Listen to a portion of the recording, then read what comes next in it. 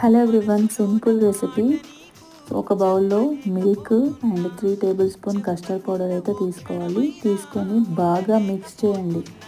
Lumps కాకుండా స్మూత్గా ఉండాలి, లైక్ దోశ బ్యాటర్. మిగతా పాలు స్టవ్ మీద పెట్టి స్టైర్ చేయడం మర్చిపోకండి.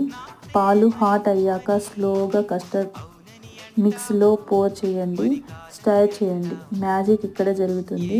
కస్టర్డ్ థిక్ అయ్యే వరకు కుక్ చేయండి. పుడ్డింగ్ లాగా టైట్గా వస్తుంది. అప్పుడు కూల్ అయిన తర్వాత మిక్సీ జార్లో వేసుకొని కొంచెం షుగర్ వేసుకొని మిక్సీ పట్టేసుకొని దాన్ని ఒక బౌల్లో వేసుకొని ఒక 2 అవర్స్ డీప్ ఫ్రిడ్జ్లో పెట్టేసుకోవాలి. ఈ విధంగా డీప్ ఫ్రిడ్జ్లో 2 అవర్స్ పెట్టుకున్న తర్వాత దాన్ని మళ్ళీ తీసి ఇదే రిపీట్ చేయాలి ఒక 2 టైమ్స్. ఈ విధంగా రిపీట్ చేసిన తర్వాత 12 అవర్స్ తర్వాత మంచిగా